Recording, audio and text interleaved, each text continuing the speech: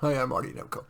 Most mornings I sit in my favorite cafe, the Cafe Teatro in Orinda, California, and I think, well, here is this morning's musings.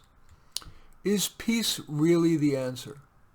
The message of peace and goodwill is tempting, but it doesn't work with the Putins of the world, from the schoolyard bully to the steamroller coworker, to leaders from Attila to Hitler to, yes, Putin. Such people view kumbaya as a sign of easy prey, that it will be easy to crush the person or group. On slowing at the holidays. I'm a little sad that I feel compelled to slow down at the holidays, or any time for that matter. I prefer to work long hours. I know that makes me an outlier, but there are other people who find greater meaning in productivity than in pleasure. Please don't denigrate them as workaholics like alcoholics.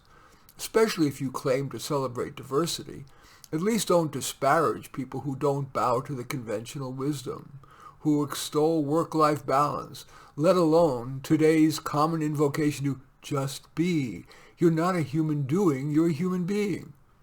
There is more than one approach to the life well led, and one of those approaches is opting to work long hours, the person who would rather be productive than veg. I'm 72 and a half years old now, and I'm grateful to be in fine health. And I actually think my work ethic contributes to that, as well as to my sense of well-being. On holiday parties, if you would rather stay home but must go, sure, come a bit late and leave a bit early, but you may find the time that you're there more pleasant if you try to find a person or three with whom you could have one-on-ones that are more interesting than hearing about Christmas gifts or people's wondrous kids or the details of that Hawaii trip. But beware, people who dislike parties tend to focus on the food and the drink.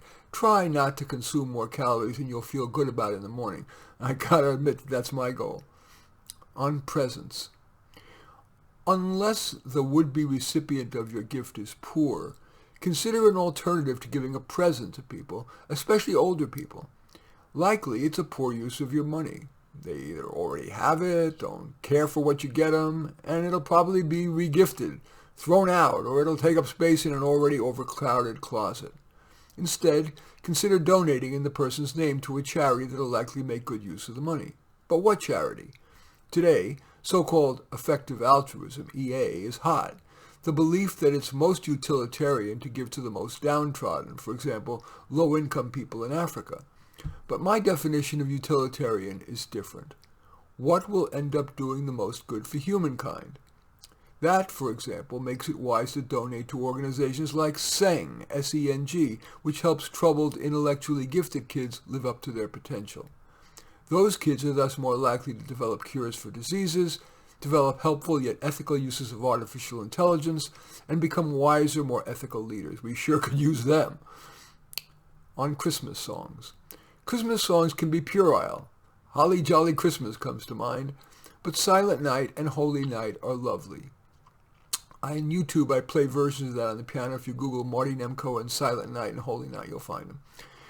That video starts with me sharing my wish list for 2021. I think actually that's how it starts, the title of research on my wish list for 2021, and then Silent Night, I think you'll find it.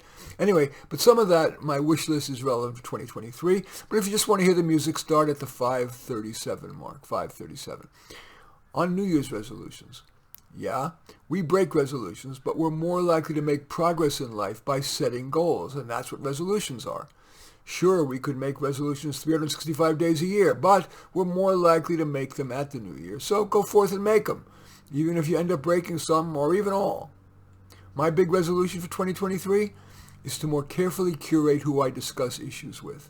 And once I've decided a person is worth it, to replace any frustration with what I perceive as their ill-founded position with calm, Socratic questioning, and as appropriate, being more open to their position.